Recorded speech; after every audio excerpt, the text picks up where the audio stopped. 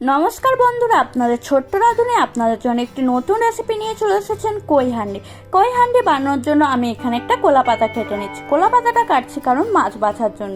আর এখানে কিন্তু আমি পুকুরে জ্যান্ত কই মাছ নিয়েছি। কই মাছগুলো দেখো এখনো কিন্তু জ্যান্ত আছে। আর কই হান্ডি বানানোর জন্য এখানে আমার সরষে লাগবে, সেই জন্য আমি এখানে সরষেটা বেটে নেব। আমি শিলনোড়ায় বাটছি, তোমরা চাইলে মিক্সিতেও বাটতে পারো। আর তোমরা তো সবাই জানো শিলনোড়ায় মশলা বাটালে সেই মশলার কতটা টেস্ট হয়, সেই জন্য আমি এখানে সবসময় শিলনোড়ায় মশলা বাটারই চেষ্টা করি। তোমরা চাইলে মিক্সিতেও বাটতে পারো, কোনো অসুবিধা নেই। আর এখানে আমার মশলাটা বাটা হয়ে গেছে, আমি এখন তুলে নিয়েছি। এখানে আমি মাছ ম্যারিনেট করার জন্য প্রথমে মাছ দিয়ে দিয়েছি, তারপর পেঁয়াজ কুচি, রসুনের পেস্ট, আদার পেস্ট, লঙ্কার গুঁড়ো, হলুদ গুঁড়ো, নুন আর সর্ষে বাটা, সর্ষের তেল দিয়ে মাছটাকে আমি ভালোভাবে মাখিয়ে নেব। এখানে কিন্তু সর্ষের তেলটা ইউজ করতে হবে, রিফাইন তেল ইউজ করলে চলবে না। আর এখানে দেখো আমি হাতে করে মাছটা ম্যারিনেট করে নিচ্ছি। হাতে করে মাছটা ম্যারিনেট করলে কিন্তু মাছের মধ্যে ভালোভাবে মশলাটা ঢুকবে আর মাছটা খেতে বেশি ভালো লাগবে। তারপর জল দিয়ে কিছুক্ষণ মাছটাকে মাখিয়ে নেব।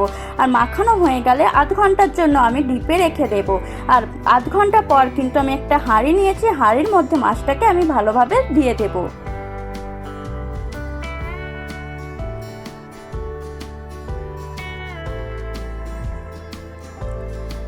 মাছটা দেখো আমি হাঁড়ির মধ্যে দিয়ে নিয়েছি। এখন আমি একটা মাটির ঢাকনা দিয়ে উনানের মধ্যে বসিয়ে নেব।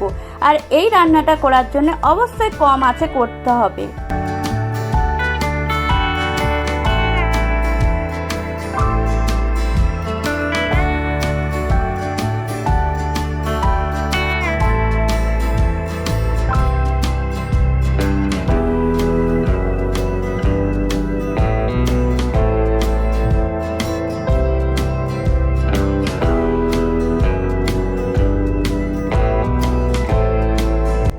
দেখো এখানে যেহেতু আমি মাছটা অনেকখানি বসিয়েছিলাম, এখন আমি মাছটাকে দেখে নিচ্ছি যে কতটা বাকি। এখনো প্রায় 15 মিনিটের মতো বাকি আছে আমার মাছটা হতে, সেই জন্য আমি আবার ঢাকা দিয়ে দিলাম মাছটাতে।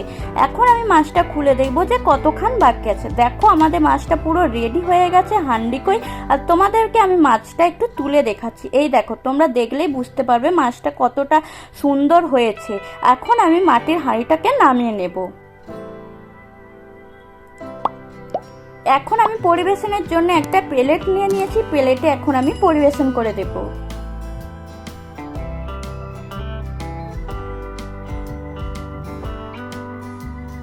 এই দেখো আমাদের কই হান্ডি রেডি। আর তোমরা যদি ছোট্ট রাঁধুনিতে এরকম ইউনিক আর নতুন নতুন রেসিপি দেখতে চাও, অবশ্যই আমার চ্যানেলটা সাবস্ক্রাইব করে দিয়ে যাও। আর আজকের ভিডিওটা যদি ভালো লাগে তোমরা like, share, comment and subscribe করে যাও। আর ভিডিওটা দেখার জন্য অসংখ্য ধন্যবাদ।